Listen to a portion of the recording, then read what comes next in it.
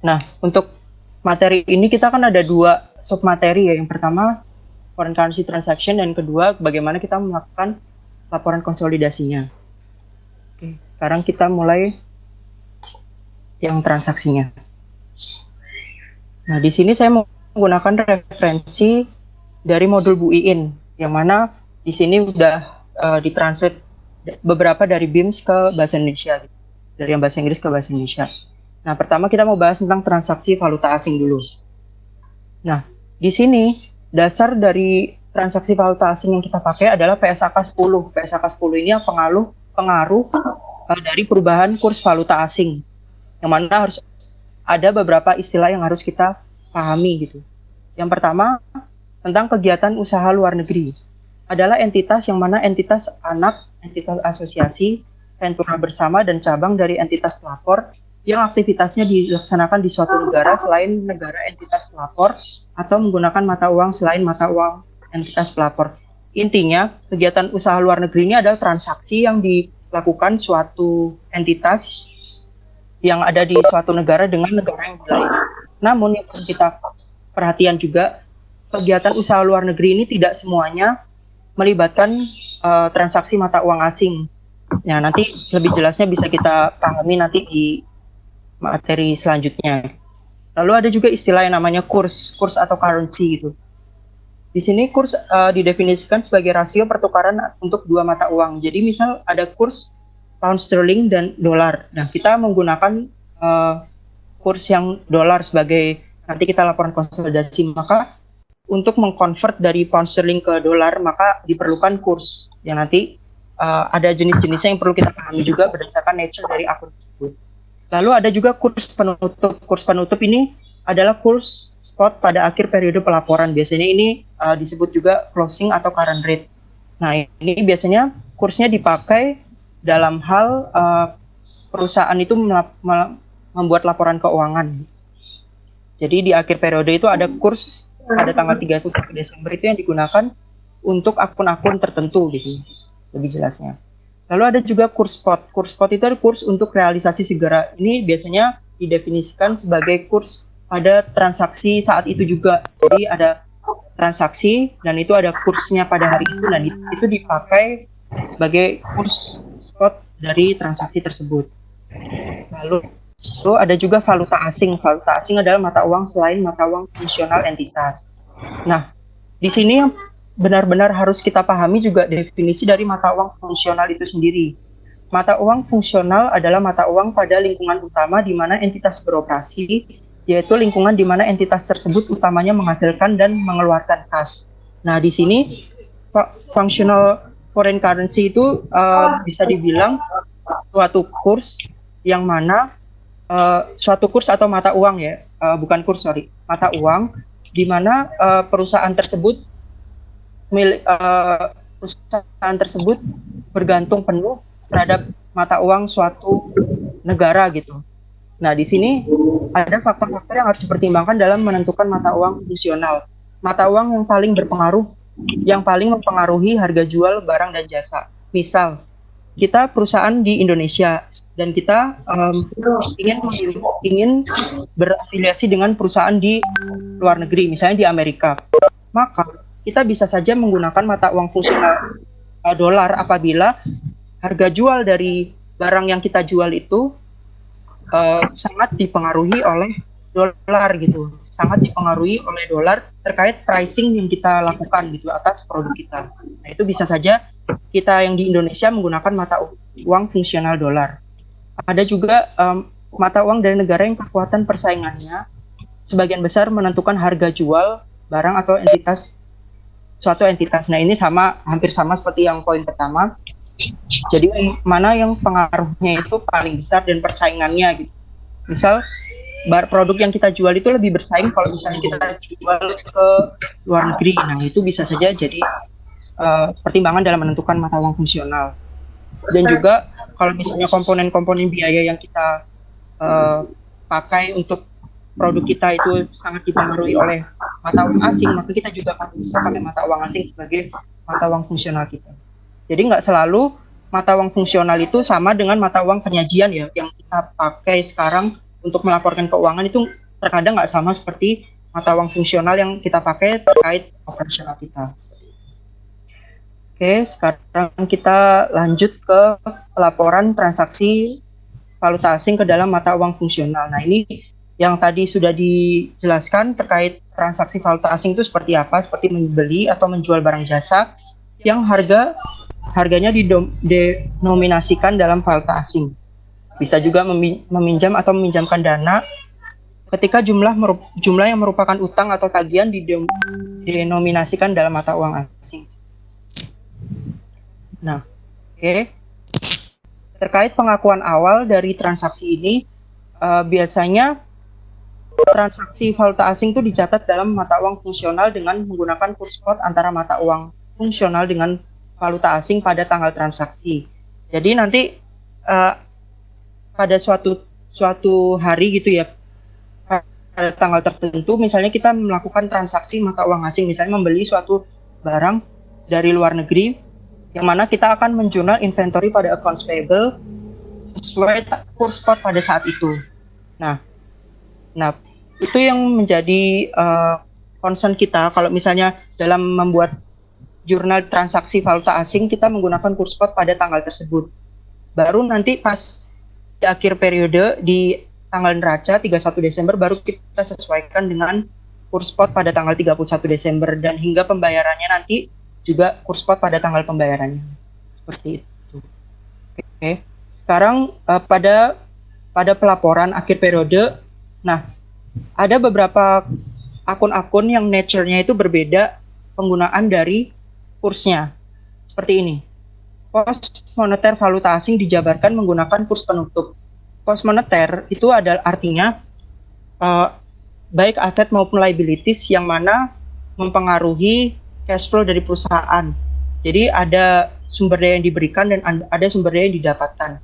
Contohnya seperti cash, account receivable, accounts payable, dan yang berhubungan dengan transaksi seperti itu. Nah, itu nanti kita pakai kurs penutup atau kurs pada tanggal 31 Desember. Ada juga post non-moneter yang diukur dalam biaya historis. Misalnya ini seperti aset tetap atau kewajiban jangka panjang. Nah, itu biasanya menggunakan biaya historis yang dijabarkan menggunakan kurs pada tanggal transaksi. Pos moneter yang diukur pada nilai wajar dalam valuta asing dijabarkan pada kurs pada tanggal ketika nilai wajar ditentukan. Misalnya kita punya marketable securities, di mana itu merupakan investment trading ya, jadi harus diukur berdasarkan nilai wajar. Nah, kurs yang kita pakai adalah kurs ketika nilai wajar tersebut ditentukan. Misal pada tanggal berapa itu investment in trading kita disesuaikan ke nilai wajarnya. Nah, pada tanggal itu kursnya menjadi dasar dalam kita melakukan penyesuaian terhadap investasi jangka pendek atau investment trading tersebut. Oke, nah yang perlu jadi perhatian juga untuk kepraktisan kurs yang mendekati kurs aktual pada tanggal transaksi sering digunakan, misalnya kurs rata-rata untuk seminggu, sebulan yang digunakan untuk semua transaksi dalam mata uang asing yang terjadi selama periode tersebut, kecuali jika kursnya berfluktuasi secara signifikan. Nah, ini biasanya digunakan untuk yang akun-akun laba rugi, misal sales, cost of sales. Nah, itu biasanya menggunakan kurs rata-rata karena seharusnya memang kurs aktual yang digunakan, jadi setiap transaksi tersebut harus dicatat kursnya. Namun, untuk kepraktisan, sekali lagi untuk kepraktisan, itu harus menjadi perhatian juga bagi perusahaan sehingga lebih efisien apabila perusahaan menggunakan kurs rata-rata. Oke, kita mulai ke contohnya. Contohnya di sini ada transaksi pembelian. Jadi di sini ada perusahaan Indonesia pada tanggal 1 Desember 2016, perusahaan X dari Indonesia mengimpor barang dagangan dari sebuah perusahaan di USA, Amerika, senilai US dollar 10.000. Jadi di sini mengimpor membeli barang. Utang akan dibayarkan dalam US dollar pada tanggal 11 Januari 2017. Jadi pada tahun depannya utang tersebut dibayarkan. Mata uang fungsional X adalah rupiah, sehingga di sini ada beda ya mata uang fungsional dari si perusahaan Indonesia dengan perusahaan di Amerika, sehingga kita harus melakukan penyesuaian nanti pada tanggal 31 Desember karena transaksi ini adalah transaksi mata uang asing. kurs pada saat transaksi $1, kurs pada transaksi $1 adalah 13.700. Di sini maksudnya pada saat pembelian ya, pada saat pembelian itu 13.700. Maka perusahaan X akan menjurnal inventory pada accounts payable. Ini dengan asumsi kita menggunakan metode perpetual. Makanya kita pakai inventory pada accounts payable. Senilai 10.000 karena kita tadi membelinya $10.000, kita kalikan dengan 13.700. Jadi transaksi kita adalah 137 juta rupiah. Nah, pada tanggal pelaporan keuangan 31 Desember 2016, kursnya berubah menjadi $1-nya 13.400 rupiah.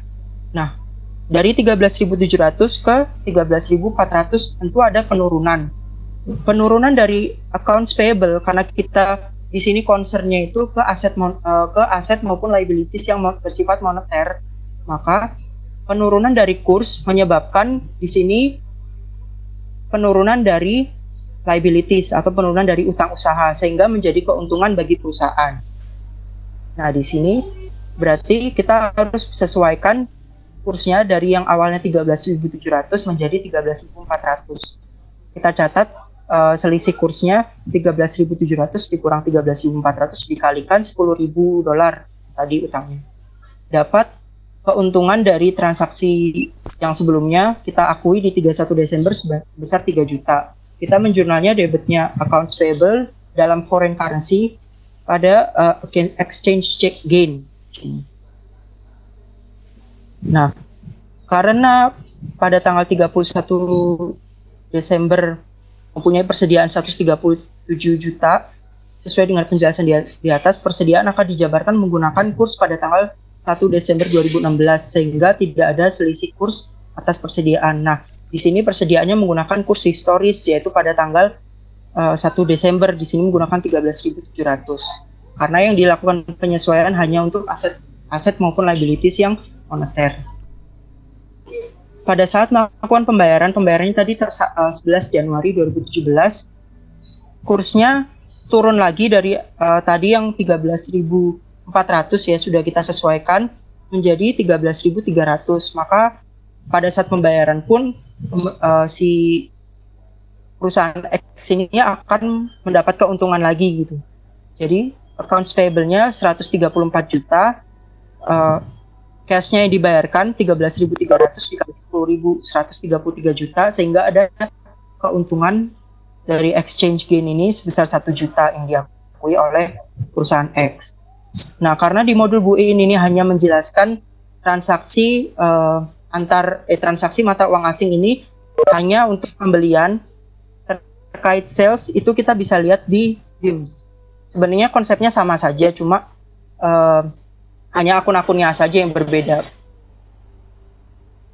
Di sini ada contoh yang sales. Nah, di sini sales. Sales dominated in foreign currency. Di sini pada tanggal 15 Desember 2016, ATC menjual barang dagangan secara kredit kepada Rome Company untuk 20.000 euro. Nah, pada saat transaksi tersebut, spot rate untuk euro adalah 0,6625 dolar. Nah, di sini kita mengabaikan cost of goods sold ya, karena kita emang untuk transaksi mata uang asing ini concernnya untuk yang moneter saja. ATC menutup bukunya pada tanggal 31 Desember dengan spot rate 0,6550 dan membayarnya pada dan mendapat penagihannya itu pada tanggal 15 Januari 2017. Yaitu pada di akhir tahun di tahun depannya dengan spot rate-nya itu 0,67. Pada tanggal 20 Januarinya perusahaan ATC itu mengkonvert dari euro ke US dollars yang mana itu juga berbeda lagi kursnya. Timo. Iya, kenapa? Ini tampilannya nggak keluar, Timo. Oh iya ya, maaf. Oke.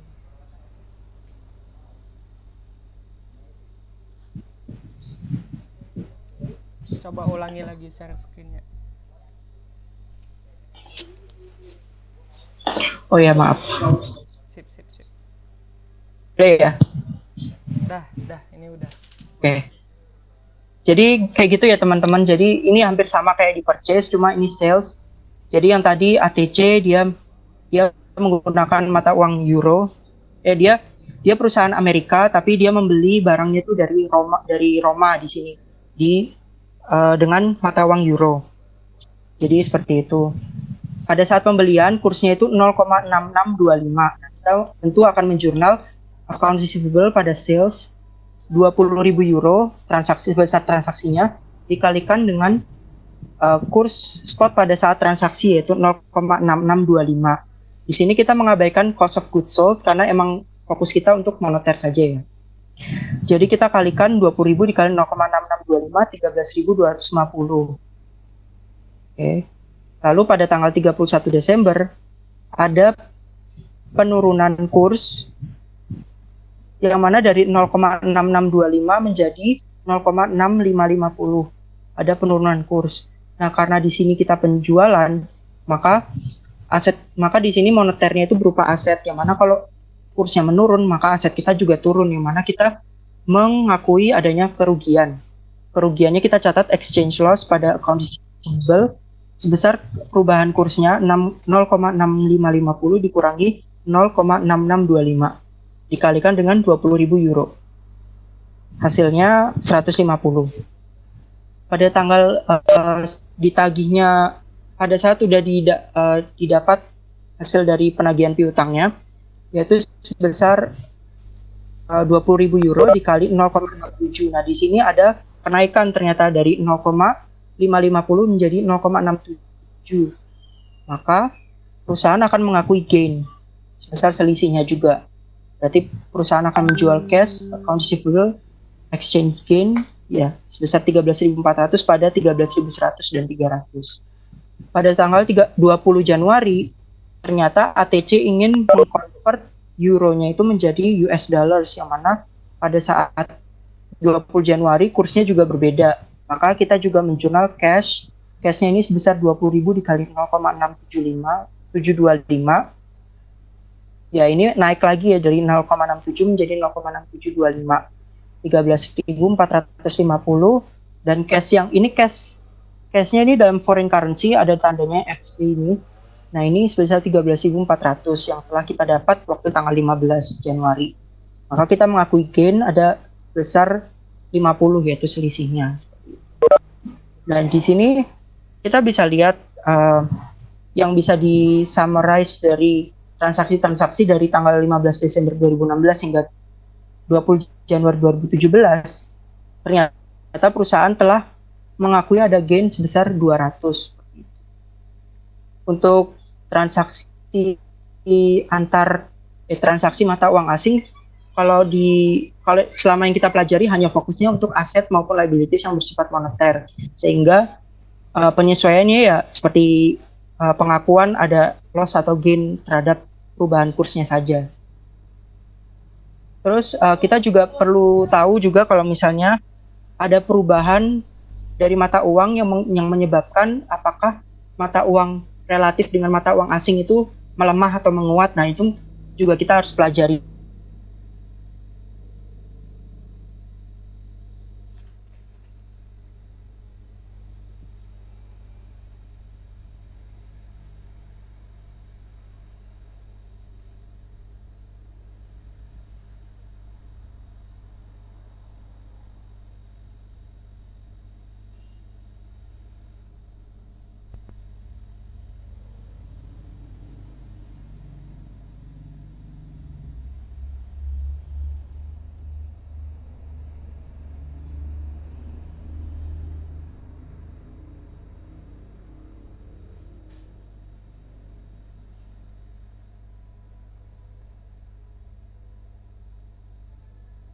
Mata uang asingnya itu lebih sedikit kan, berarti menjadi lebih sedikit, yang mana artinya kenaikan dari mata uang dolar tersebut akan menyebabkan dolar melemah.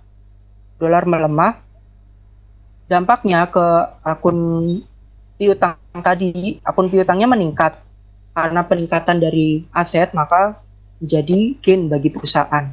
Nah, itu juga sama seperti perlakuan kalau misalnya ada accounts payable. Kayak misalnya tadi untuk kasus purchase di sini kursnya meningkat, misal dari 0,666 menjadi 0,655. Ini ada penurunan ya, penurunan dari kurs, maka kita akan mengakui gain karena ada accounts payable kita yang berkurang, seperti itu. Berarti nanti di summary-nya di sini, karena dolar turun, maka karena mata uang dolarnya tadi turun, maka dolarnya menguat sehingga accounts payable-nya berkurang, yang mana kita akan mengakui gain. Baik, untuk transaksi mata uang asing udah selesai. Kira-kira ada yang ditanyakan?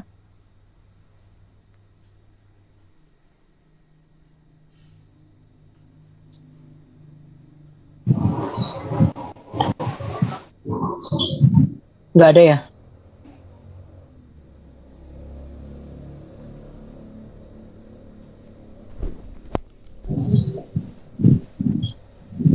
Oke, kalau nggak ada, mungkin kita bisa lanjut ke yang laporan konsolidasi untuk mata uang asing ini.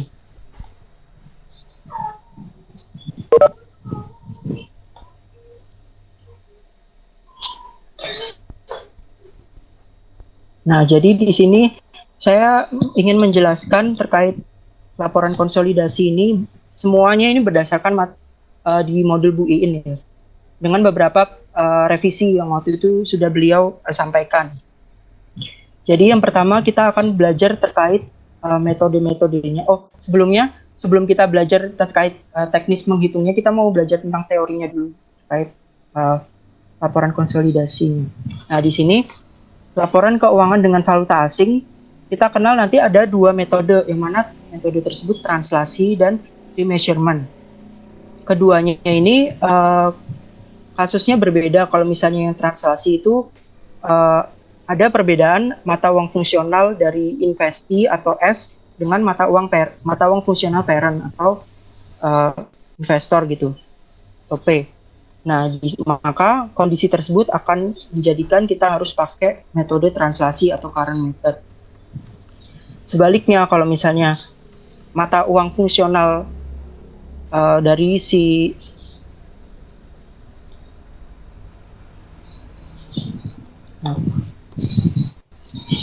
ini udah kelihatan ya? Belum. Oh, belum.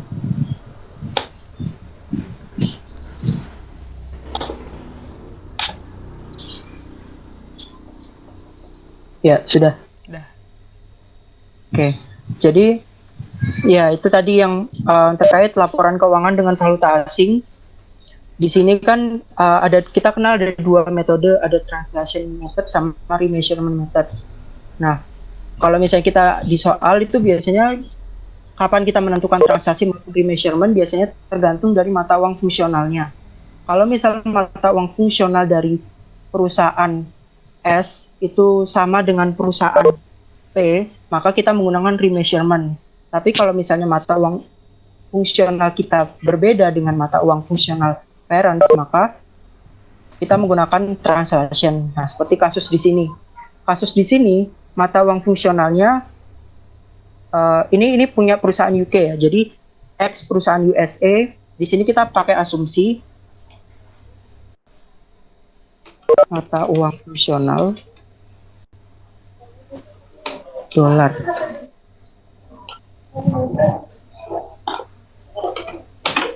Di sini kita ada perusahaan X dari Amerika dengan asumsi mata uang fungsionalnya dia itu US dollar, punya anak perusahaan di UK dengan di UK. Nah, ini ada 3 kemungkinan.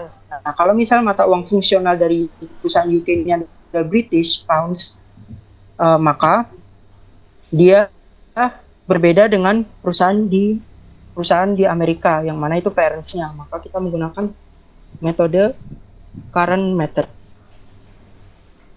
Sedangkan apabila perusahaan di UK itu menggunakan mata uang fungsional US atau US dollar, maka di sini mata uangnya sama kan dengan perusahaan yang di Amerika, maka dia menggunakan temporal method atau remeasurement method.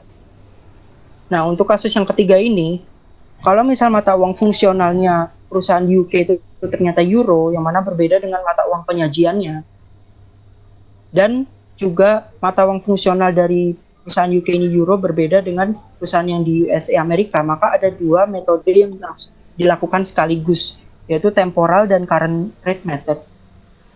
Di sini temporal method dilakukan pada saat perusahaan itu mengkonvert dari British pounds ke euro. Sedangkan setelah kan kita udah selesai dari British ke euro, sudah kita lakukan remeasurement. Baru dari euro ke dolar kita menggunakan current rate seperti itu. Nah, tapi karena saya belum pernah lihat model soalnya seperti apa untuk kasus 3 ini, jadi saya nggak akan jelaskan untuk tentir kali ini karena ya kurang dapat inti dari transaksi seperti ini, transaksi dalam kasus 3 ini seperti apa. Jadi yang kita akan bahas nanti untuk kasus 1 dan kasus 2 saja. Oke. Dan di sini ya ini kurs untuk menjabarkan pos-pos neraca. Jadi ada beberapa akun-akun dalam neraca ataupun dalam akun laba rugi yang mana nature dari akun tersebut itu berbeda sehingga menggunakan kurs yang berbeda juga nantinya. Nah, baik kita menggunakan metode current maupun metode temporal, itu nanti perlakuannya juga beda dan cara menghitungnya tentu akan berbeda hasilnya nanti. Nah, di sini kita mulai dengan neraca, akun dalam neraca. Untuk share capital dan pre-acquisition retained earnings, kita menggunakan historical rate, baik di current maupun di temporal. Di sini, kenapa kita menggunakan kenapa kita untuk share capital dan pre-acquisition retained earnings ini kita menggunakan historical rate, karena transaksi ini bukan transaksi yang bersifat rutin ya, makanya, dan transaksi ini sifatnya insidental dan jarang berubah, maka kita menggunakan historical rate. Nah, pada kasus konsolidasi nanti biasanya kita pakai untuk share capital maupun pre-acquisition RA pada kurs pada saat akuisisinya kapan. Nah, di situ nanti kita pakai. Terus ada post acquisition RA ini artinya RA ending. Jadi dalam artian di sini karena tidak dijabarkan secara langsung rate-nya karena merupakan hasil akumulasi perhitungan dari tahun ke tahun. Jadi hasil ini adalah penyesuaian RA awal ditambah net income dikurang dividen, baik current maupun temporal. Ini adalah hasil penyesuaian dari income dan dividen. Terus ada juga monetary asset dan liabilities. Di sini kita pakai closing atau current rate, baik yang metode transaksi maupun metode remeasurement. Ini biasanya sifatnya seperti cash, receivable maupun payable, itu aset maupun liabilities moneter. Terus ada juga non-monetary items at historical cost, misalnya fixed asset, investment at cost, prepaid items, inventories, dan tangible asset itu biasanya kita pakai current rate untuk yang metode transaksi. Tapi untuk metode temporal kita menggunakan historical rate, yaitu pada saat transaksi dari non-monetary items tersebut. Jadi kita pakai historical rate itu kurs pada transaksi sebelumnya sesuai dengan akun-akunnya. Terus untuk non-monetary items at fair value ini kita kenal ada trading securities, terus ada revalued fixed asset, investment at cost, prepaid items, inventories, dan tangible asset. Ini untuk akun-akun yang diukurnya berdasarkan fair value, kita juga menggunakan current rate atau closing rate itu di metode transaksi. Sedangkan untuk metode temporal itu kita menggunakan rate pada saat revaluasi atau fair value-nya ditentukan. Oke. Nah, oh ya. Tentu nanti kalau misalnya kita menghitung dari baik debit maupun kredit, kan nanti kita membuat trial balance untuk menyesuaikan kurs-kurs berdasarkan akun-akunnya.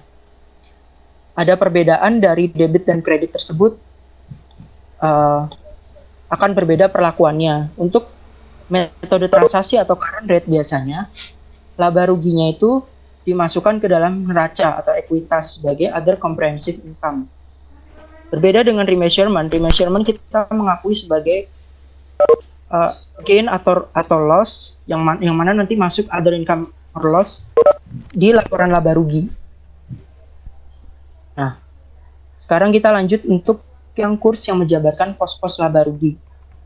Dalam laporan laba rugi tentu ada nanti akun sales, purchase, expense, and income items yang dihasilkan dari aliran masuk atau keluar dari aset moneter, aset maupun liabilities moneter.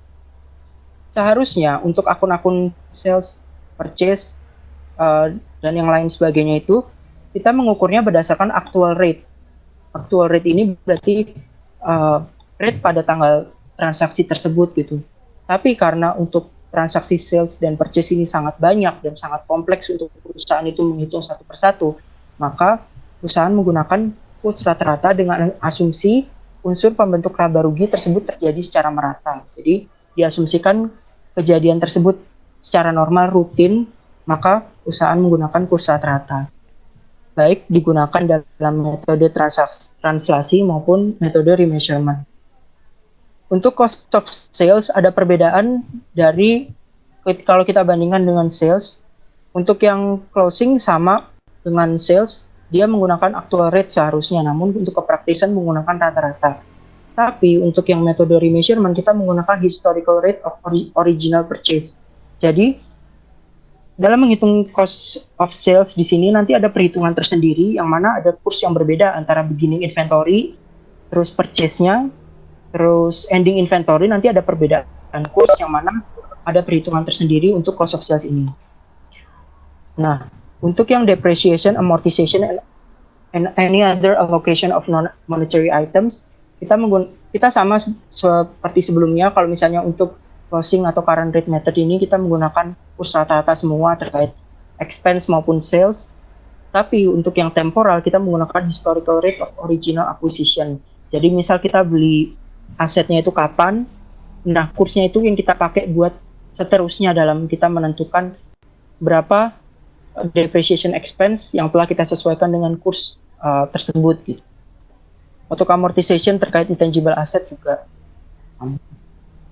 Nah untuk dividen, karena dividen ini transaksinya kan nggak rutin, terus dia itu incidental, maksudnya dalam transaksinya tidak rutin, bisa tanggal tertentu, maka perusahaan tentu bisa menentukan dalam actual rate-nya. Jadi ntar ada kurs khusus untuk dividen. Oke. Ya. Sampai di sini kira-kira ada yang ditanyakan?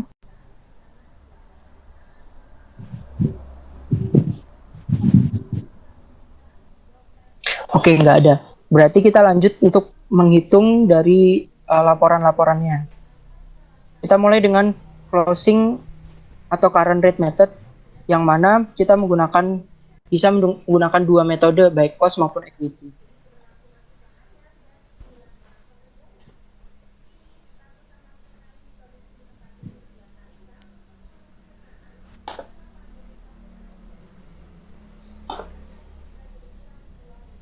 Oke, kita mulai dengan yang pertama, kita menggunakan metode translasi.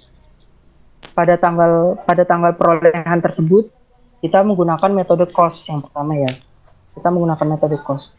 Pada tanggal 1 Januari 2016, perusahaan P dari Amerika membeli 90% saham S, yang mana perusahaan asing dengan local currency unit atau LCU sebagai mata uang fungsionalnya senilai 229.500. Nah, di sini kita menentukan transaksi ini dengan metode transaksi ini menggunakan metode translasi atau current rate method karena mata uang fungsional dari perusahaan S berbeda dengan mata uang parent. Kalau di sini parentnya menggunakan US dollar, sedangkan untuk perusahaan asingnya menggunakan LCU di sini. Kurs pada saat perolehan tersebut untuk satu LCU-nya adalah 0,15 dolar. Ekuitas dari S terdiri dari capital stock LCU 1 juta dan retained earnings LCU 500.000. Tidak ada selisih antara nilai buku dan nilai wajar aset neto, dan semuanya dialokasikan ke paten dengan masa amortisasi 10 tahun. Nah, ini ada data nilai tukarnya. Disebutkan kurs awalnya 0,15 karena kita waktu akuisisinya juga 1 Januari 2016 0,15. Ini salah ya, ini harusnya 2016. Lalu kurs rata-ratanya 0,16, dividennya 0,16, dan 31 Desember 2016 atau kurs akhir tahunnya 0,17. Tentu yang pertama kita lakukan sebelum membuat lembar transaksinya itu, yang pertama kita harus menentukan berapa patennya. Nah, kita di sini tahu kalau misalnya consideration paid atau imbalan yang dibayarkan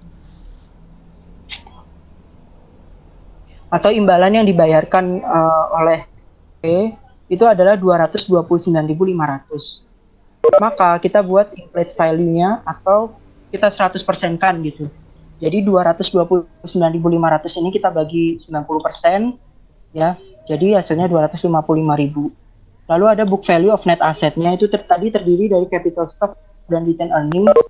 Itu karena dia masih LCU maka kita harus sesuaikan dengan dolar karena kita consideration paid-nya itu dalam dolar. Maka kita kalikan 1 juta dengan 0,15. Begitupun dengan retained earnings 500.000 dikali 0,15. Jadi di sini 150.000 dan 75.000. Kita total hasilnya 225.000. Kita selisihkan antara implied value dengan book value of net asset-nya. Dapat patennya itu paten yang diamortisasikan 10 tahun sebesar $30.000. Nah, karena kita menggunakan metode transaksi, maka kita perlu mengkonvert dari paten tersebut juga dalam mata uang fungsionalnya CS. Dalam arti di sini karena S menggunakan LCU, maka kita juga patennya kita ubah jadi LCU. Di bawahnya itu 30.000 dibagi dengan 0,15 karena dalam satu LCU itu 0,15. Jadi patennya sebesar 200.000 LCU. Oke, setelah kita menghitung patennya, kita baru membuat neraca percobaan atau lembar transaksinya. Ini biasanya sudah di state di soal kalau misalnya terkait posisi asetnya, terus salesnya, retained earnings, semuanya itu biasanya udah dikasih tahu di soal untuk yang mata uang fungsionalnya CS, yaitu LCU-nya. Di sini cash-nya 10.000, AR 40.000 dan seterusnya. Kita pakai kursnya itu sesuai dengan akun-akunnya. Karena di sini cash, account receivable, inventory, land, building, equipment adalah akun-akun dalam neraca, maka kita menggunakan kurs current. Pada saat kita tutup buku atau laporan keuangan, itu pada tanggal 31 Desember 2016 besar 0,17. Kita kalikan dapat 1.700, 6.800 dan seterusnya. Untuk akun cost of sales, depreciation expense, operating expense adalah akun laba rugi, yang mana kita pakai kurs rata-rata, di sini 0,16. Kita kalikan 0,16. Terus ada dividen juga, dividennya 100.000, kita kalikan dengan kurs dividen, khusus dividen 0,16 kita kalikan.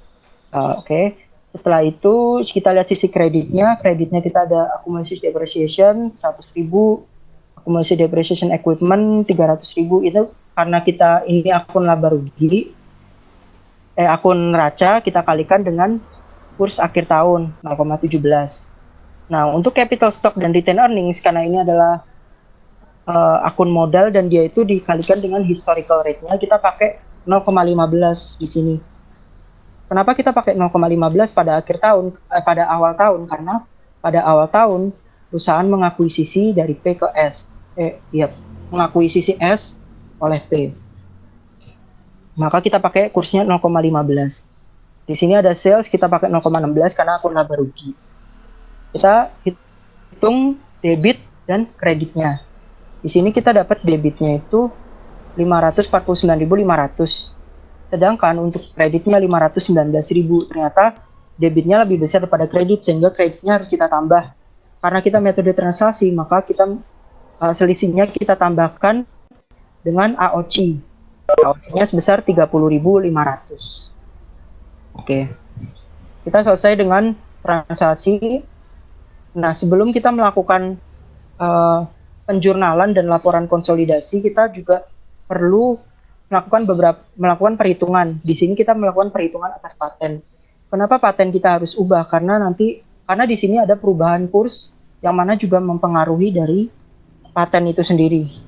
Karena paten tersebut juga nanti diamortisasikan dan nilai pada akhir tahun berbeda dengan awal tahun, sehingga harus dilakukan penyesuaian. Di sini paten pada awal tahun sebesar 200.000 yang telah kita dapat di awal. Di sini 200.000. Terus kita buat di bawahnya ini 30.000 karena nanti kita menghitung membuat jurnal dan laporan konsolidasinya dalam dolar. Di sini kita kurangi dengan amortisasinya. Gunanya kita pakai 200.000 karena kita harus menghitung amortisasinya itu berdasarkan mata uang fungsional dari S. Nah, jadi 200.000 kita bagi 10 karena 10 tahun dikali 0,16. 0,16 ini adalah kurs rata-rata. 0,16. Berarti 20.000 dikali 0,16, 3.200. Kita kurangi, dapat nilai buku dari patennya itu 26.800. Nah, kita cek dengan ending paten untuk akhir tahunnya. Kita hitung, ternyata ending patennya kan 180.000. 180.000 ini dari 200.000 sudah kita kurangi dengan amortisasinya itu 20.000 tadi di sini. Dapat 180.000 kita kalikan dengan 0,17. 0,17 itu adalah kurs akhir tahun ya tadi. Dapat 30.600. Di sini artinya ada kenaikan dari 26.800 menjadi 30.600 yang seharusnya. Maka kita selisihkan ada increase in patent sebesar 3.800. Oke. Karena kita menggunakan metode cost, maka kita nggak perlu menghitung income from, terus menghitung AOC dari P tentunya. Nanti kita bisa lihat perbedaan bagaimana kita menggunakan cost maupun equity terkait laporan keuangan mata uang asing ini. Oke, sekarang kita lanjut ke penjurnalan. Biasanya sebelum penjurnalan kan kita menghitung dulu berapa sih di laporan keuangan P dan di S gitu.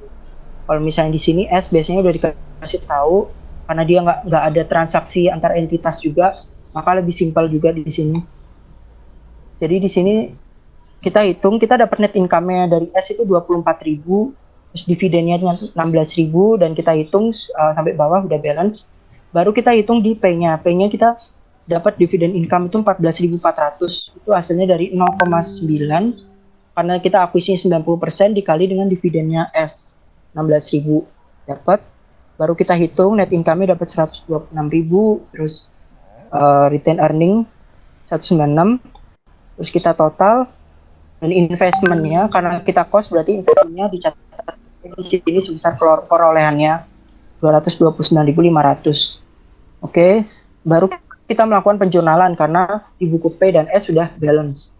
Nah, di sini kita lakukan penjurnalan. Capital stock, return earnings, patent 150.000, 75.000, 30.000. Ini sesuai dengan waktu kita akuisisi kan. Akuisisi kita 150.000, 75.000 dan 30.000 dari patennya. Berarti kita akui investment in S 90% dari total ini 229.500 dan NCI equity-nya 10% dari total ini 25.500. Terus kita juga akui ada dividen income. Dividen income tadi yang sudah dijelaskan 90% dikali 16.000 sini. Dapat 14.400. Kita jurnal dividen income pada dividen S. Terus ada operating expense. Operating expense kita di sini artinya kita mau mengamortisasikan paten. Kita di sini pakai 3.200 bukan 3.000 ya. Karena kursnya telah kita sesuaikan berdasarkan perhitungan yang di sini. Kita paten amortisasinya sebesar 13.200. Maka kita menjurnal jurnal amortisasi patennya operating expense pada paten 3.200. Terus kita juga perlu menjurnal kenaikan dari paten. Tadi kenaikan patennya sebesar 3.800 ya. Naik dari 26.800 ke 30.600. Maka kita harus menjurnal dari kenaikan paten tersebut. Jadi artinya patennya kita tambah sebesar 3.800. Lalu kita bagi. Ada yang masuk ke AOC, ada yang masuk ke NCI equity. Yang ke AOC itu 90% dari kenaikan nilai paten tersebut. Dan sisanya masuk ke NCI equity. Oke, lanjut ke NCI expense. NCI expense itu kita dapat 2080 karena kan 10% dikalikan dengan net income. Net income-nya di sini 24.000 dikurangi dengan amortisasi patennya 2.200 dikalikan 10%. Maka kita dapat NCI expense-nya 2080. Terus ada juga dividen S kita di sini 1.600 karena 10% dikali dividennya 16.000. Lalu sisanya NC equity. Jangan lupa untuk AOC ini kita tidak menghapus semuanya, tapi kita harus mengakui adanya hak NCI atas AOC tersebut. Di sini AOC-nya tertulis 30.500. Tentu tidak semuanya diakui oleh P karena yang diakuisisinya ada 90% dan 10%-nya adalah milik NCI. Maka di sini kita harus kurangi AOC-nya. AOC pada NCI sebesar 10% dari 30.500. 2050 jadinya. Oke, kita selesai untuk yang transaksi metode cost. Ada yang ditanyakan?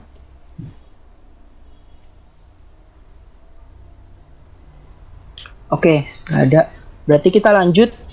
Nah, sebelum masuk equity, saya akan mencoba menjelaskan kalau misalnya transaksi setelah perolehannya itu seperti apa nanti perlakuannya. Nah, ini salah, ini harusnya setelah perolehan.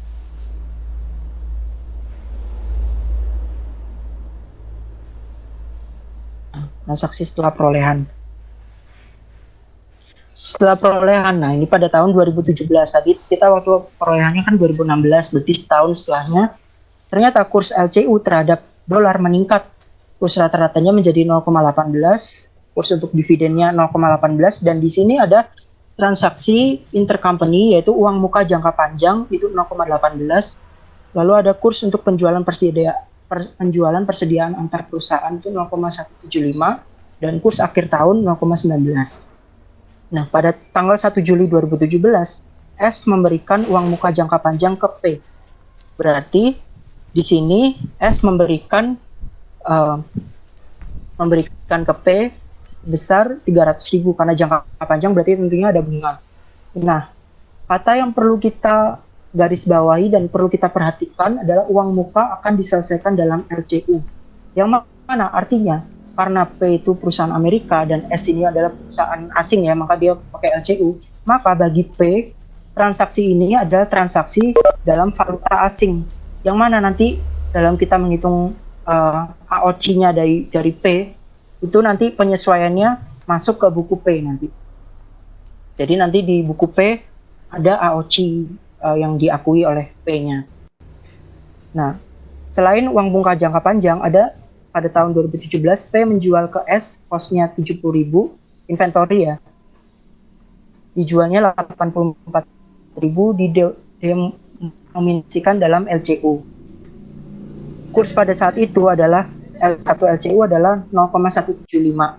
S berhasil menjual kembali 75% dari inventory tersebut ke pihak luar, berarti ending inventornya 25%. Di sini P menjual ke S, artinya ini downstream.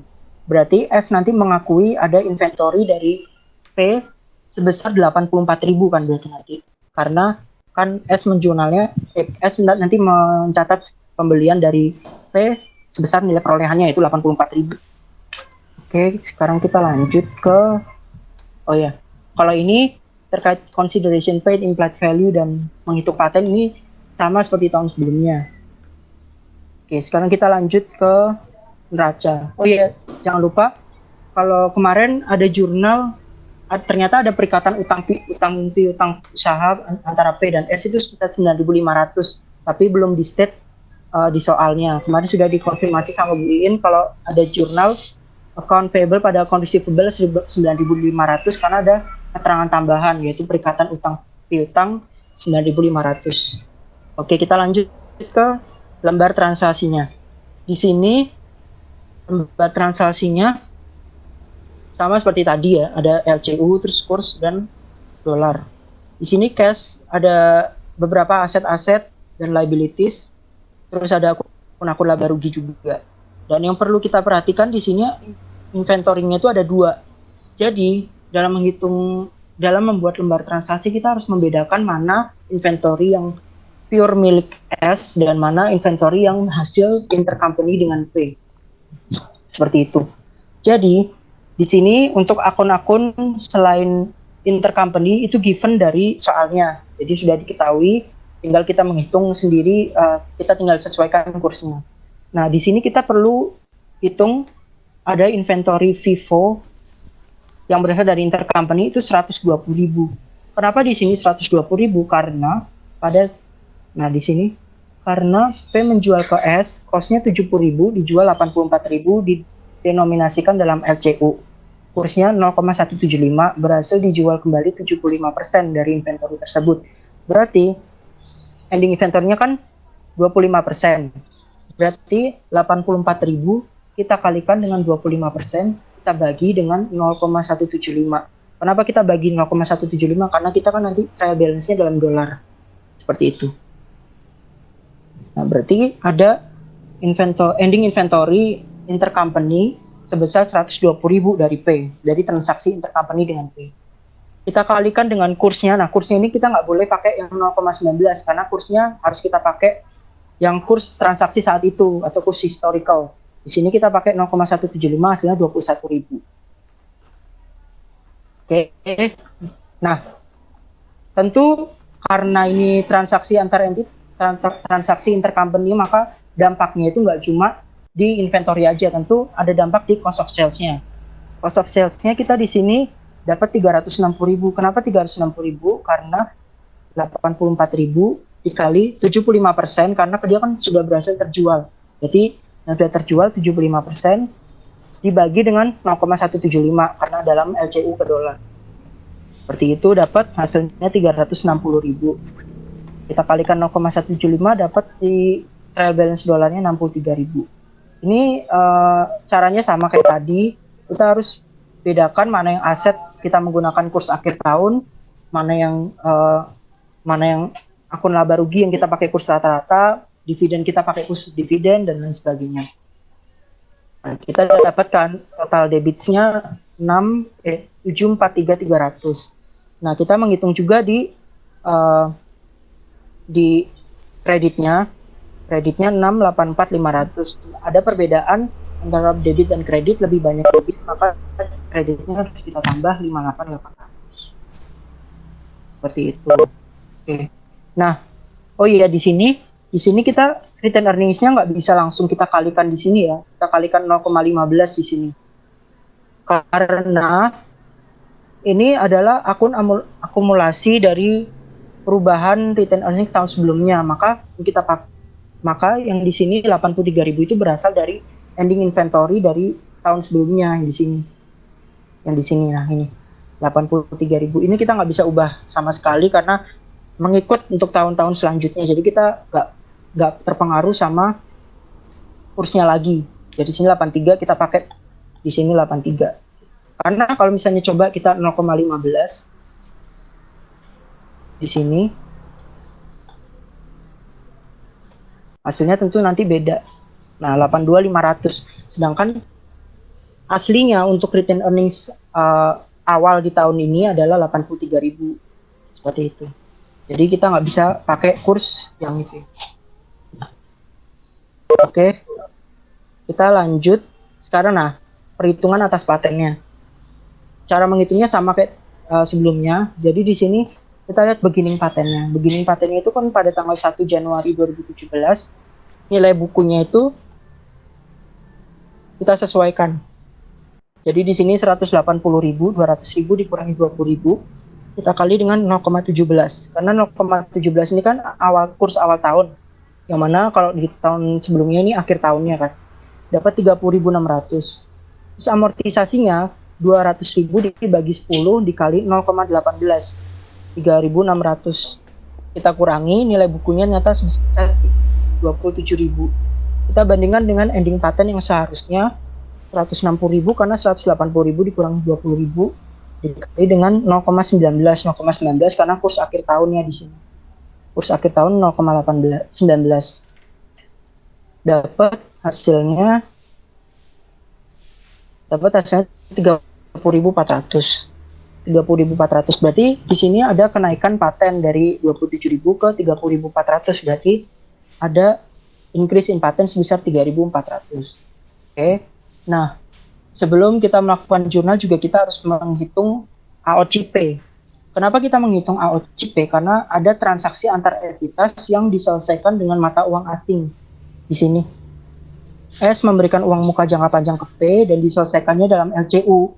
Sedangkan P tadi kan mata uang fungsionalnya dolar. Tetapi di sini diselesaikan dalam LCU, maka P untuk transaksi ini adalah transaksi falas. Karena transaksi falas, perubahan kursnya akan diakui oleh P-nya nanti. Nah, di sini advance from S di sini sebesar 300.000 kan. Advance from S. Karena di sini advance to P. Advance to P itu kan karena S memberikan uang muka ke P. Maka dia menulisnya sebagai mengakuinya sebagai aset. Sedangkan untuk P, dia mengakuinya sebagai liability. Advance from S liabilities. Sebesar 300.000 LCU. Nah, kurs awal tahun dan akhir tahunnya kan kita lihat meningkat dari 0,18 ke 0,19 meningkat sebesar 0,01. Nah, kurs yang meningkat artinya utangnya juga meningkat, yang mana perusahaan mengakui adanya kerugian dari peningkatan liabilities tersebut. Maka jurnal yang akan dibuat P adalah, ini jurnal di buku P ya, bukan jurnal konsolidasi. Jadi jurnalnya AOC pada advance from S sebesar 3.000. Kenapa kita pakai AOC? Karena kita menggunakan metode translasi, maka penyesuaiannya itu didebitkan ke AOC. Oke. Terus kita juga jangan lupa ada catch up adjustment. Jadi kita menyesuaikan nilai retained earnings dan investmentnya itu ke posisi yang terupdate gitu.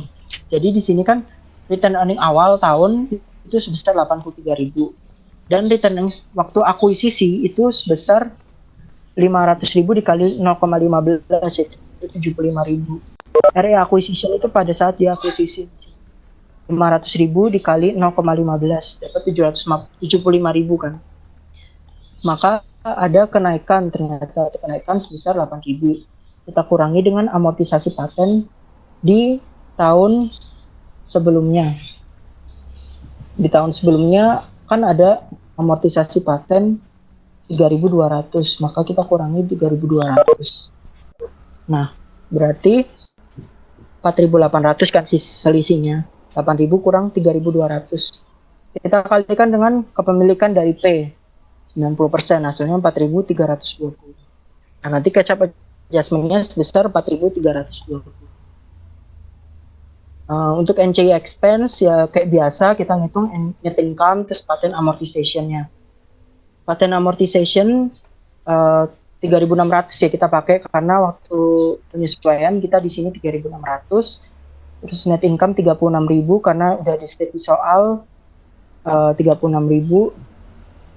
Atau kita bisa juga di sini kita menghitung sendiri dari hasil trial balance. Ya. Kita kalikan dengan kepemilikan NCI 10%. Dapat NCI expense-nya 3.240. Oke, kita lanjut ke jurnal. Jurnalnya di sini. Nah, jurnalnya kita pakai yang pertama jurnal intercompany transaction untuk P menjual ke S sebesar 84.000, maka kita jurnal eliminasi sales pada COGS sebesar 84.000. Terus ada juga dividend income karena kita masih metode cost ya. Dividend income pada dividen sebesar 16.200. Kenapa 16.200? Karena 90% dikalikan dengan dividennya pada tahun 2017 untuk S ini 18.000. Nah, untuk yang C, kita ada interest income pada interest expense. Nah, ini berkaitan dengan uang muka jangka panjang yang di sini. Uang muka jangka panjang sebesar 2.700. Nah, ini rincian hitungannya. Jadi, karena dia LCU 300.000, kita kalikan dengan 0,18. 0,18 ini adalah kurs untuk uang muka antar perusahaan sebesar 0,18. Jadi kita nggak pakai rata-rata ya. Ini kita nggak bisa pakai rata-rata. Kurs khusus untuk uang muka dikalikan dengan 10%. 10% karena tingkat bunganya 10% dikali dengan 6/12 karena ini 1 Juli 2017. Dapat 2.700. Terus ada juga cost of sales pada inventory sebesar 3.500. Nah, ini saya kasih keterangan downs karena ini transaksi downstream. Berarti di sini hasilnya 3.500 karena 84.000 dikurang 70.000. Artinya ada keuntungan sebesar 14.000 dikali dengan ending inventory dari intercompany transaction ini sebesar 25% karena 75% terjual, 25% masih stay di perusahaan. Dapat hasilnya 3.500. Terus ada operating expense pada paten. Nah, ini terkait amortisasi yang tadi udah dijelaskan. Di sini kita pakai 3.600. Terus di sini juga ada advance from S pada advance to pay sebesar 57.000. Nah, ini berasal dari sini ya. 57.000. Kita pakai 57.000 di sini. Oke. Lalu ada jurnal investment pada retained earnings. Nah, ini adalah jurnal catch up adjustment. Ya, di sini tadi kita udah menghitung catch up adjustment-nya itu 4.320. Maka kita jurnalnya investment pada retained earnings 4.320. Terus ada juga atas paten ini kenaikan dari nilai paten.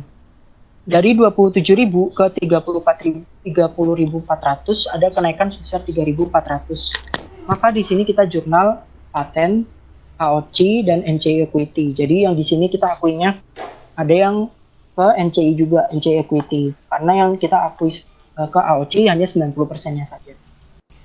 Karena kenaikan berarti kita tambah nilai patennya sebesar 3.400. Terus AOC-nya kita kali 90%, berarti 3.400 kali 90%.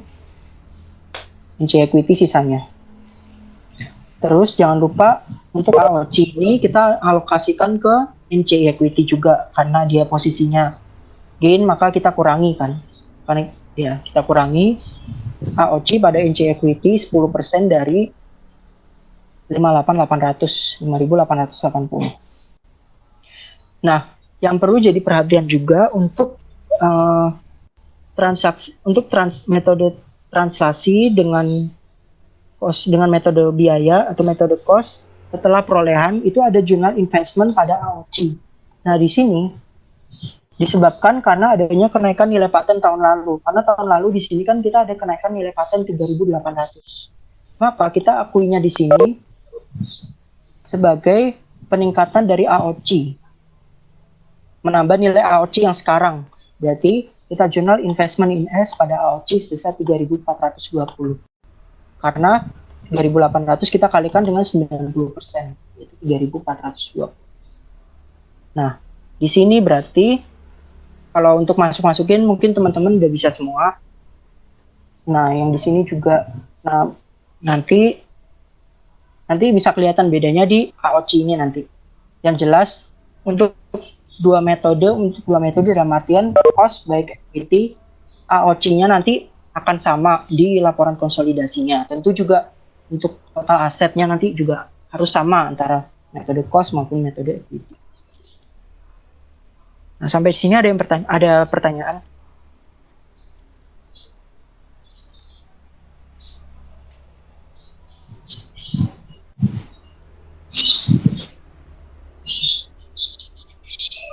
Oke, nggak ada. Oke, kita lanjut.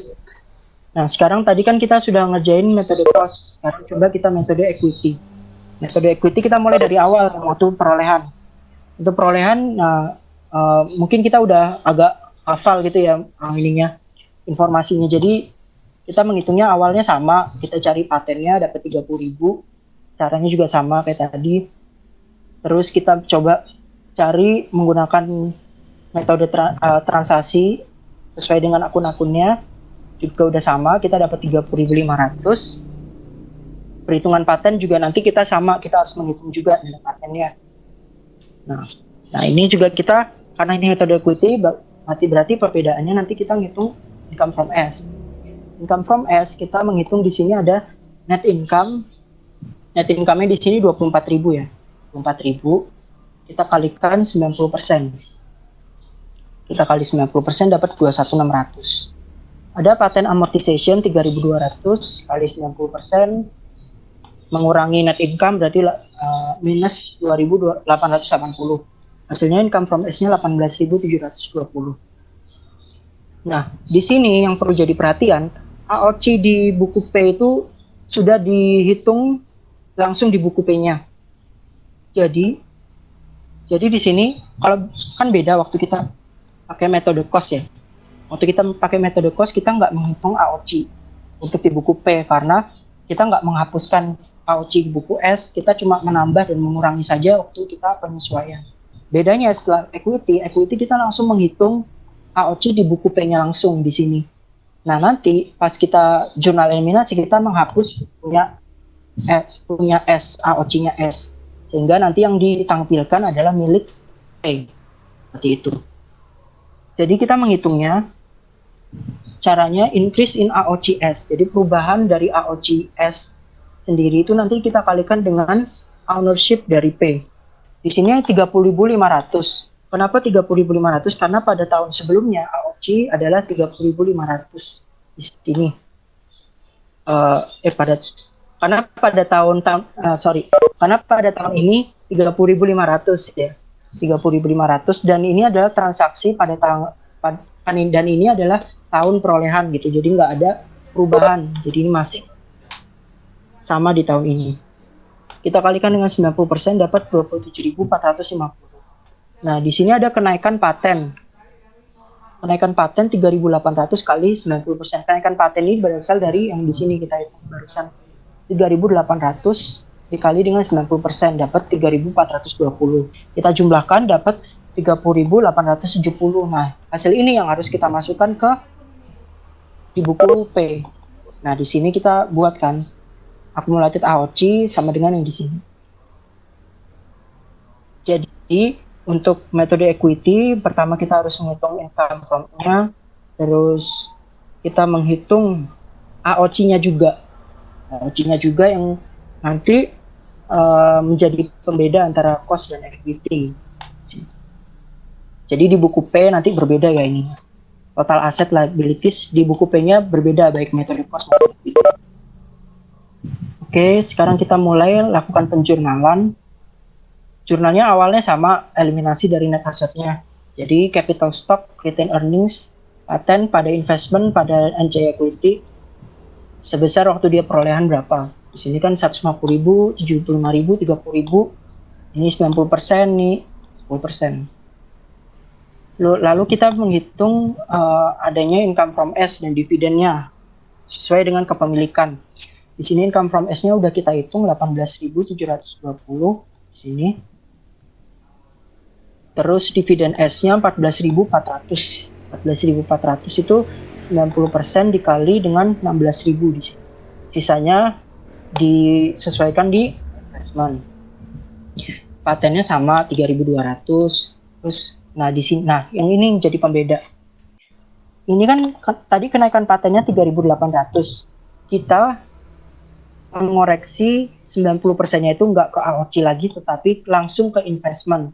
Karena di metode equity kita menghapuskan AOC punya S. Maka di sini kita koreksinya langsung ke investment di sini nanti. Jadi patennya 3.800, 90% dari 3.800 masuk ke investment in S, 10%-nya masuk ke NCI equity. Oke.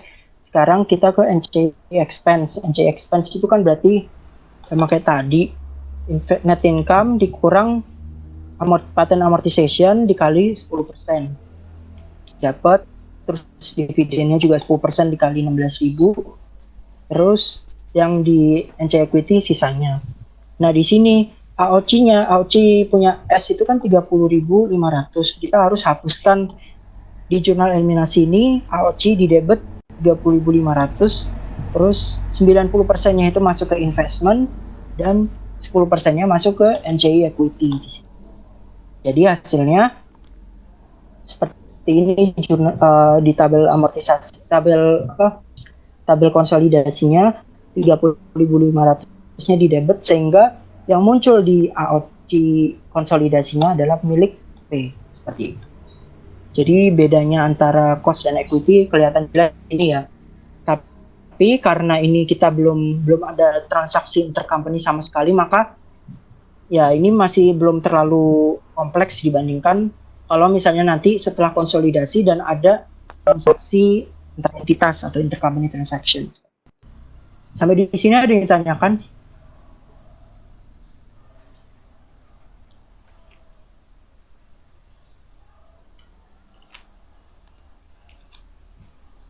Oke, kita lanjut. Untuk yang setelah perolehan dengan metode equity, datanya masih sama seperti yang tadi waktu kita metode cost. Nah, sekarang kita pakai metode equity. Yang pertama sama, kita cari patennya berapa, terus LCU-nya juga ya kita harus tahu juga berapa gitu. Nah ini ada neraca percobaan atau lembar transaksinya. Kita juga harus tahu ini sama kayak tadi nih, baik metode cost atau metode equity, lembar transaksinya tetap sama di sini ya. Ada intercompany transaction tadi yang 120.000 dari transaksi yang di sini. Terus cost of sales-nya juga masih sama 360.000. Dan sebagainya, kalau kita bandingin masih sama. Ya. Oke, kita lanjut langsung ke perhitungan yang diperlukan untuk metode ini ya. Ini metode equity setelah perolehan. Perhitungan atas paten masih sama kayak tadi, 180.000 kali 0,17 dapat segini. Amortisasinya 3.600 dikurangi 27.000. Terus ternyata ada kenaikan sebesar 3.400. Nah, karena ini metode equity, maka AOCP juga kita harus hitung.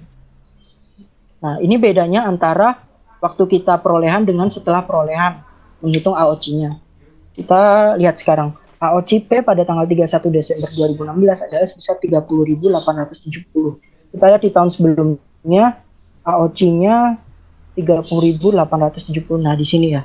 Di sini yang saya kuningin ini AOC pada tanggal 31 Desember 2016 ya, 2016. AOC 31 Desember 2016, kita lihat di sini 30.870. Ternyata karena pada tahun 2017 ini ada transaksi antar perusahaan yang transaksinya itu ternyata dalam valuta asing, maka ada penyesuaian di sini. Ada penyesuaian sebesar 3.000. Ada penyesuaian sebesar 3.000 di sini. Ya sama kayak tadi waktu kita ngitung.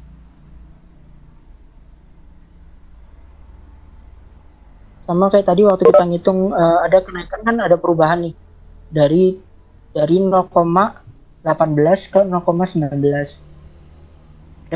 Kenaikan nilai kurs. Berarti yang di sini kita kurangin, karena ini kan bersifatnya mengurangi dari AOC-nya. Berarti 30.870 kita kurang dengan 3.000. Dapat hasilnya 27.870. Oke, sekarang nah ini yang perlu kita hitung juga, increase in AOCS. Yang di sini tuh yang kita pakai kenaikan dari AOCS. Kan AOCS itu awalnya 58.800 terus naik menjadi berubah jadi 28.300. Dari 30.500 menjadi 58.800. Jadi ada kenaikan sebesar 28.300. Kan di sini waktu kita perolehan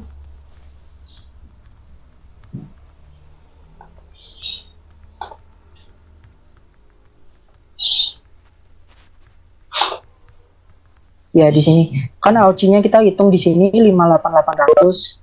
Nah, waktu kita di tahun sebelumnya 30.500, berarti kan ada kenaikan sebesar 28.300. Kita kalikan dengan 90% karena kepemilikannya 90%, dapat 25.470. Patennya juga kita harus kalikan 90%, patennya cukup kita pakai yang di sini. Nah, kita ada kalikan 90% juga 3.060. Lalu kita jumlahkan 27.870 ditambah 25.470 tambah 3.060, hasilnya 56.400. Terus kita juga menghitung income from S. From S kita dapat di sini 25.660. Kenapa 25.660? Karena 36.000 itu kan net income dari S. Net income S ini 36.000. Terus ada patent amortization. Patent amortization-nya kita 3.600 karena waktu penyesuaian juga 3.600 dikali minus 90%, berarti 3.240. Dan juga di sini ada transaksi intercompany, yaitu inventory P menjual ke S, berarti kan downstream, berarti kita akui 100%. Sebesar 84.000, kita kurang 70.000 dikali 25%. Dapat hasilnya 3.500. 84.000 kurang 70 kan keuntungan 14.000 kali 25%. Dapat 3.500. Kita kalikan 100%. Lalu dikurang dapat 25.660. NCI expense-nya juga gitu, sama 36.000 kali 10%, 3.600 kali 10% dapat 3.240. Oke, kita lanjut ke jurnal. Jurnalnya sama kayak tadi, kayak waktu kita metode cost. Awalnya sales pada cost of sales 84.000, terus nah ini bedanya ada income from S. Tadi kita udah hitung 25.660 ya di sini. 25.660. Terus dividennya 90% dikali 18.000. Ya. 90% kali 18.000 kan 16.200. Sisanya dikoreksi ke sisanya disesuaikan di investment S 9.460. Terus ada juga investment income pada interest expense, itu sama kayak tadi. Jadi 300.000 ini kita kalikan dengan 0,18 karena kursnya, terus kali 10% kali 412. Terus ini karena dia downstream 3.500. Terus operating expense patent kita pakai 3.600 karena dia kan amortisasinya disesuaikan sama kursnya 3.600. NCI expense kita udah hitung 3.240 ya di sini. 3.240 sini. Terus capital stock ini sesuai sama buku perusahaan pada laporan konsolidasi. Di sini kan capital stocknya 150, return earning awalnya 83. Terus patennya 30.600, kita pakai yang awal tahunnya 30.600. Terus kita kalikan 90%, 37.240 kali 10% 26.360. Terus di sini ada accounts payable pada accounts receivable kita pakai 9.500 karena memang ada keterangan tambahan di sini perikatan utang usaha, utang piutang $9.500. Terus ada advance from S, advance to P 57.000 karena di sini kan kita pakainya kurs akhir tahun 57.000. Di advance to P juga 57.000. Nah, di sini patennya karena kan naiknya 3.400. Berarti paten kita naikkan 3.400. Terus investment in S 90%-nya 3.060. NCI equity 340 sisanya. Terus ada AOC. AOC-nya karena kita kan metodenya equity, berarti kita harus hapuskan semua AOC yang di buku S, yaitu 58.800. Kita jurnal AOC-nya kita debit 58.800, terus kita kreditnya investment in S 52.920, NCI equity-nya 58.80 sisanya. Nah, kalau kita lihat di sini kan benar bahwa AOC dari perusahaan perusahaan P adalah AOC pada laporan konsolidasinya, karena yang di S kita hapuskan. Ya, kalau kita lihat kan di sini juga total asetnya 1172980 sudah sama dengan di metode cost. Metode cost juga 1172980. Itu artinya berarti perhitungan kita sudah benar. Dan juga selain itu kita lihat di sini juga net income dari consolidated statement sama dengan net income di P. Begitupun dengan return earning-nya juga sudah sama. Oke, untuk metode transaksi ini ada yang ditanyakan sampai sini? Mau izin tanya tuh. Iya. Mau izin tanya yang itu apa AOC punya P itu tadi munculnya gimana? Gimana? Yang AOC milik P. Ya. Itu munculnya gimana ya? Oh, oke, diulang ya. Ya, cara ngitungnya gimana? Jadi AOC di P untuk setelah konsolidasi ini kan tadi kalau misalnya kan oke, kita mulai dari yang tahun waktu perolehan dulu ya. Tahun waktu perolehan kita menghitung AOC itu di buku P itu berdasarkan AOCS. Karena waktu perolehan kan belum ada perubahan dari AOCS karena waktu tahun perolehan kan AOC-nya memang segini, memang belum ada perubahan karena ini yang pertama. Berarti 30.500 kita pakai 30.500 kita kalikan dengan kepemilikan P atas S yaitu 90%, kita dapat 27.450. Terus ada increase in patent, ada kenaikan paten. Kita pakai kenaikan in patent karena kenaikan nilai paten akibat kurs akan mempengaruhi nilai AOC kan. Makanya di sini kita kasih di sininya 3.800 berasal dari kenaikan paten yang di sini dikali 90%. Dapat 3.420, berarti 27.450 ditambah dengan 3.420 hasilnya 30.870. Dan ini harus dimunculkan dalam buku P. Jadi di sini 30.870. Nah, sampai di sini clear ya? Iya, paham. Oke, lanjut yang setelah perolehan. Setelah perolehan, kita menghitung perhitungan atas AOCP setelah perolehan ya. Pada awal tahun, ini kan akhir tahun sebelumnya, awal tahun sekarang kan, berarti pada awal tahun kan AOC-nya itu 30.870, kan kita tahunya di sini. Nah, ini di sini. 30.870. Terus ternyata karena ada transaksi intercompany, di sini kan disebut S memberikan uang muka jangka panjang ke P, LCU 300.000, 10% uang muka akan diselesaikan dalam LCU, sehingga untuk P transaksi ini adalah transaksi valuta asing. Jadi di sini tentunya kalau ini transaksi mata uang asing, perubahan kursnya itu mempengaruhi AOC. Oke, berarti di sini ada kenaikan nilai advance from S ya. Kan di sini naik nih dari 0,18 menjadi 0,19. Ada kenaikan kurs sehingga kita harus melakukan penyesuaian di AOC-nya. LCU 300.000 dikali 0,18 dikurang 0,19. Karena ini kenapa minus? Karena kan ini yang naik nilai liabilities. Berarti artinya liabilitiesnya naik, berarti kan dikredit. Berarti di debitnya itu adalah loss AOC yang sifatnya loss. Maka berkurang di sini. Berarti 30.870 dikurang 3.000. Hasilnya 27.870. Nah, ini untuk yang awal tahun ya, baru kita kasih juga perubahan dari AOC S. Nah, sekarang baru kita lihat dari S-nya. S-nya itu kan untuk sekarang AOC dari S itu kan 58.800. Ini kan neraca S kan. Neraca S AOC-nya itu 58.800 sekarang.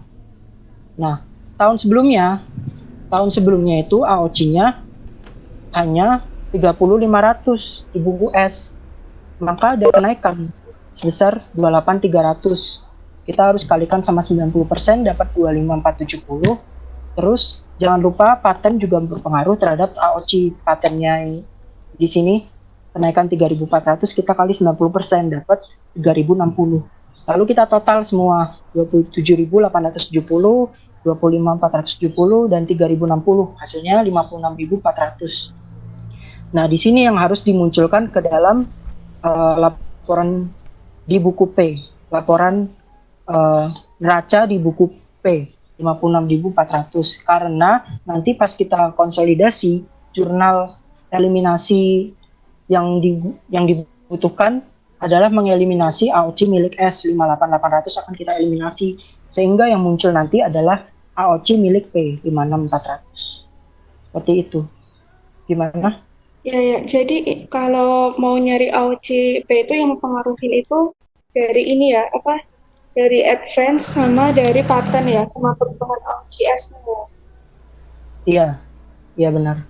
Terus juga diperhatikan juga kalau di tahun tersebut ada intercompany transaction yang mana itu transaksi valuta asing. Karena itu nanti mempengaruhi nilai dari AOC. Kalau untuk transaksi intercompany itu kan kalau ada perubahan kurs itu nggak memandang baik itu metode equity atau cost. Cost juga sebenarnya bisa muncul. Kayak tadi di sini muncul kan di sini. Di setelah perolehan waktu metode cost itu ada muncul nyata 3.000 minus 3.000. Kenapa dia bisa muncul? Karena tadi di sini utangnya P itu kan advance from S, karena kan dia di sini S memberikan uang muka jangka panjang ke P, berarti bagi S itu aset, bagi P itu liabilities. Di sini ada perubahan kurs ternyata dari 0,18 menjadi 0,19 di akhir tahun, maka kan harus disesuaikan 0,18, 0,19 kita harus sesuaikan. Kenaikan dari kursnya itu tentu akan menambah nilai liabilities.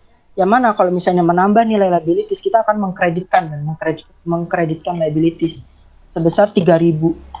Dan sisi debitnya tentu itu AOC karena kita menggunakan metode transaksi yaitu 3.000. Jadi di sini juga kita memunculkan punyanya AOC milik P itu di metode cost di bukunya P, min 3.000 seperti itu. Jadi untuk transaksi intercompany ini nggak memandang dia cost atau equity bisa muncul, tapi kalau untuk perubahan AOC dari S dan kenaikan nilai paten itu hanya berpengaruh di metode equity untuk memunculkan AOC di buku P seperti itu. Terima kasih ya, Timothy. Oh iya, sama-sama. Ada lagi yang mau bertanya?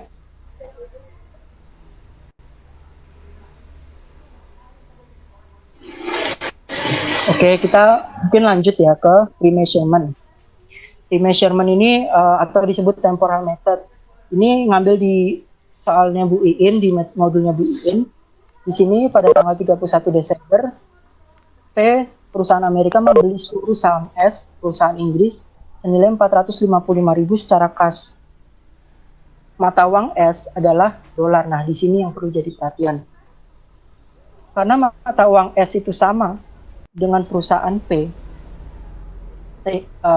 maka di sini transaksi di sini kita membuat laporan konsultasinya menggunakan metode remeasurement. Ekuitas S Corp pada saat akuisisi terdiri dari modal saham 200.000 dan laba yang ditahan 50.000. Tidak ada selisih nilai buku dan nilai wajar aset neto pada saat pembelian ini. Dan kurs 1 pada perolehan itu 1,3 US dollar. Selisih antara nilai investasi dan nilai wajar aset itu dialokasikan dalam paten dan paten diamortasikan 10 tahun. Di sini ada ada intercompany transaction. S memberikan uang muka tanpa bunga ke P 78.000 dolar diselesaikan dalam dolar. Karena yang diselesaikan dalam dolar berarti tidak ada penyesuaian yang harus dilakukan gitu. Tadi kan karena uang mukanya ini beda sama yang beda sama mata uang fungsional si parents, berarti termasuk penyesuaiannya ikut gitu. Kalau di sini kan sama nggak perlu penyesuaian. Nah ini data kursnya yang nanti kita pakai buat bikin lembar perhitungannya, penyesuaian dengan kursnya. Pertama kita lakukan tentu kita mencari nilai patennya berapa. Consideration rate di sini 455. Karena ini membeli seluruh saham, berarti kita bagi 100%, 455 tetap implied value-nya sama dengan consideration rate-nya. Terus ada book value of net asset, di sini capital stock-nya 260.000. Kenapa 260.000? Karena 200.000 pound sterling kita kalikan dengan 1,3. Oke, dapat 260.000. Begitupun dengan return earnings, 50.000 pound sterling dikali dengan 1,3. Dapat hasilnya total book value of net asset 325.000. Kita kurangi dengan implied value-nya, dapat patennya 130.000. Di sini maka paten amortization untuk per tahunnya ada 13.000. Perbedaan utama antara metode remeasurement dengan metode translasi, di sini kita nggak perlu menyesuaikan patennya itu sesuai dengan kursnya. Jadi untuk seterusnya kita bakal pakai amortisasi patennya sebesar 13.000 aja. Oke. Lanjut sekarang bagaimana kita membuat perhitungan atau lembar penyesuaian terhadap kursnya. Karena kita menggunakan metode remeasurement tentu berbeda sama perhitungan kita yang sebelum-sebelumnya gitu.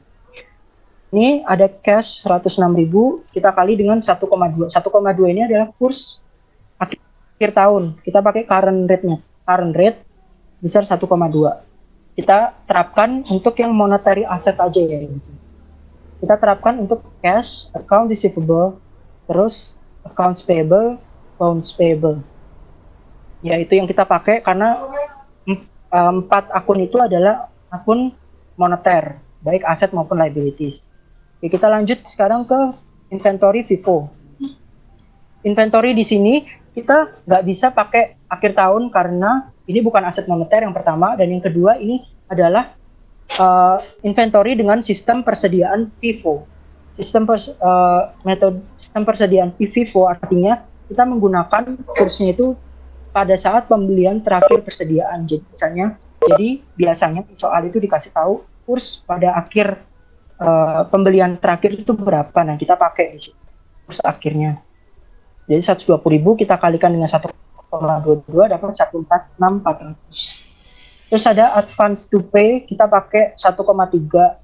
Nah, advance to pay, plan asset, terus depreciation expense, terus accumulated depreciation. Itu kita pakainya adalah kurs historis. Kurs historis di sini kurs historisnya itu advance to pay itu 1,3 karena di sini dengan asumsi memang sudah diketahui bahwa kurs untuk transaksi advance to pay adalah 1,3. Begitupun dengan plan assets, depreciation expense, kurs historis dikali 1,3.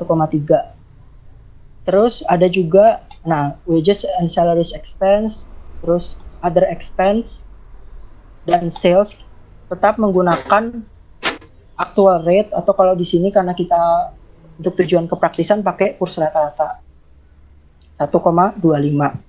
Ada kurs dividen juga 1,22. Di sini disebut bahwa kurs saat pembagian dividen adalah 1,22 US dollar. Kita kalikan, jangan lupa untuk cost of sales, inilah yang menjadi pembeda juga antara transaksi sama remeasurement. Ini historical ya. Historical dalam artian di sini ada perhitungan terpisah.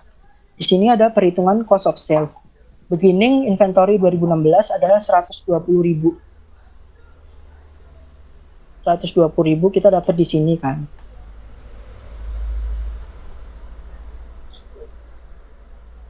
Ya, gitu.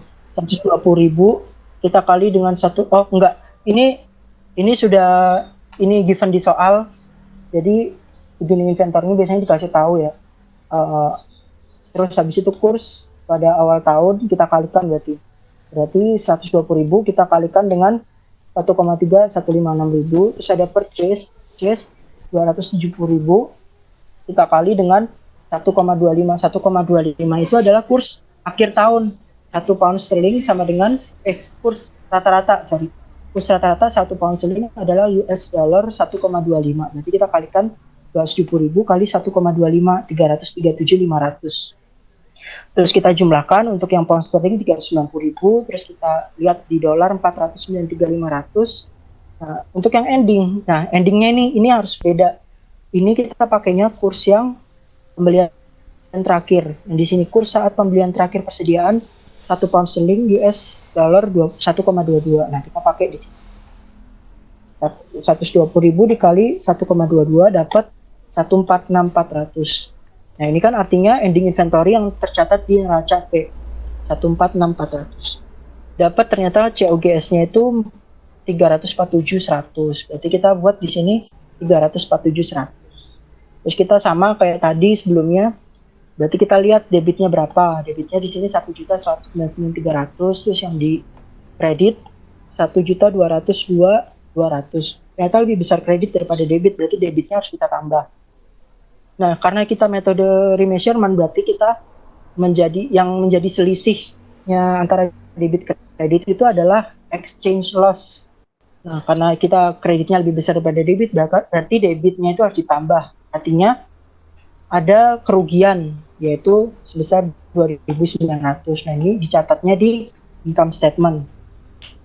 Oke, sekarang kita lanjut coba bikin jurnalnya.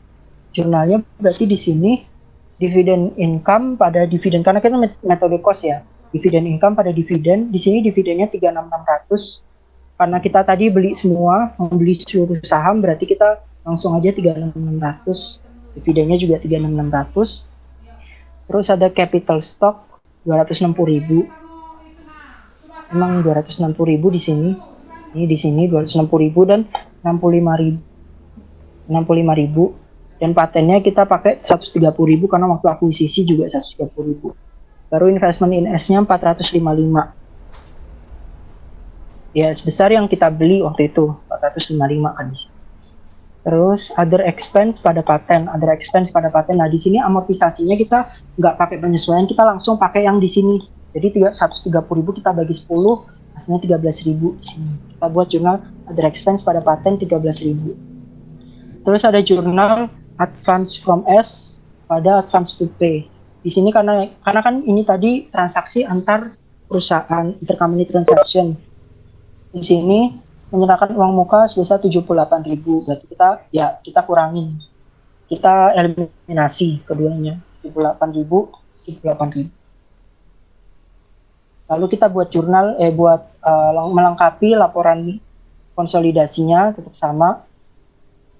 Ya. Jadi nggak terlalu rumit seperti yang waktu kita metode transaksi, karena di sini nggak melibatkan AOC ya. Karena AOC itu kan untuk tahun selanjutnya itu bakal berpengaruh. Sedangkan di sini kita pakai selisih antara debit kreditnya tadi ke exchange loss, yang mana ini akun laba rugi. Kalau akun laba rugi berarti kita nggak akan melakukan penyesuaian untuk tahun-tahun selanjutnya karena akan ditutup juga. Dan di sini kita nggak menghapus exchange loss-nya itu di laporan di jurnal eliminasi sehingga muncul di laporan konsolidasinya. Jadi ini nggak serumit yang waktu kita pelajari sebelumnya. Oke, ada yang ditanyakan?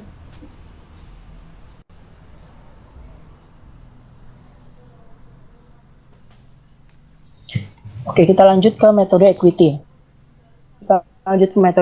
Datanya masih sama.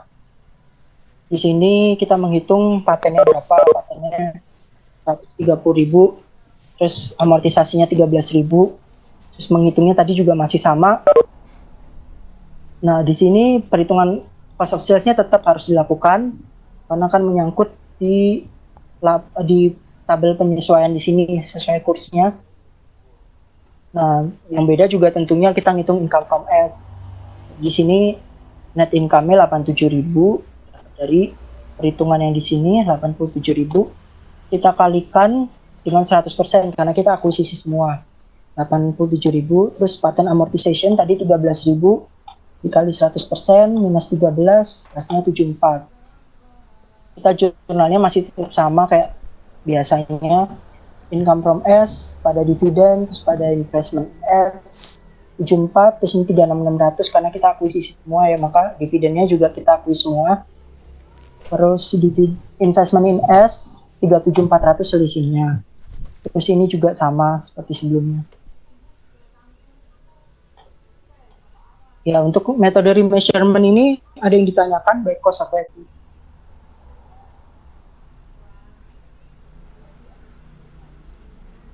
Oke, kayaknya nggak ada.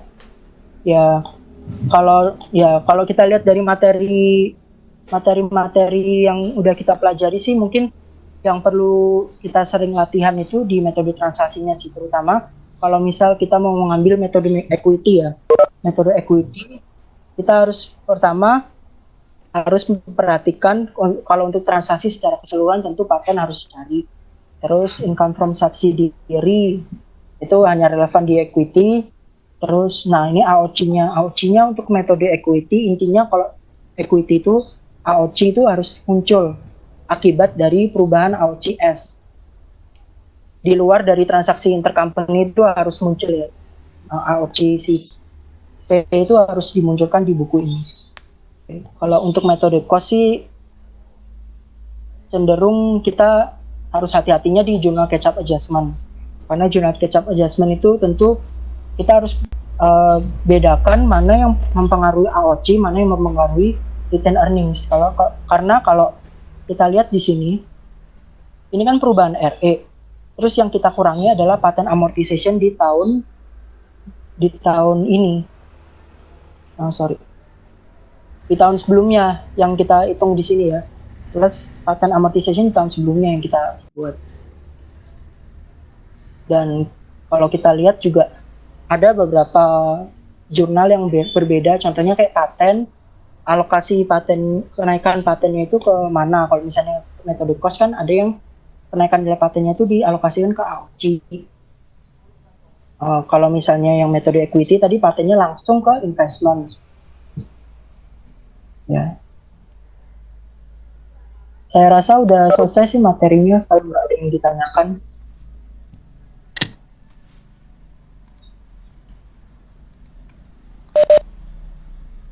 Gimana teman-teman, ada yang ingin ditanyakan?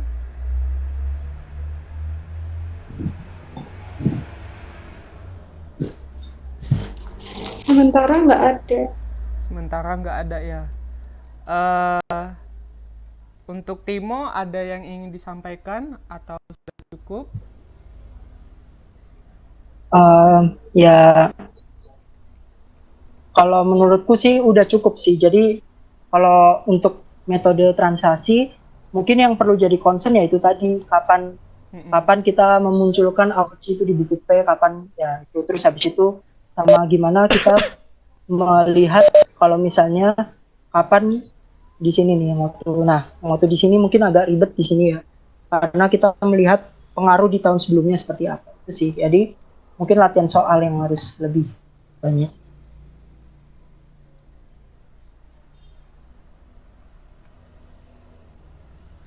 Oke, kalau tidak ada yang ingin ditanyakan, kita tutup ya sesi tentir via Webex ini. Tapi sebelum tutup, kita doa dulu. Semoga apa yang kita pelajari pada pagi hari ini dapat kita cerna dengan baik, kemudian kita cepat dalam belajar, kemudian kita dalam menghadapi ujian nanti, ujian online kemungkinan besar itu bisa lebih baik daripada UTS semester sebelumnya. Oke, berdoa menurut agama dan kepercayaan masing-masing. Berdoa di dalam hati, mulai.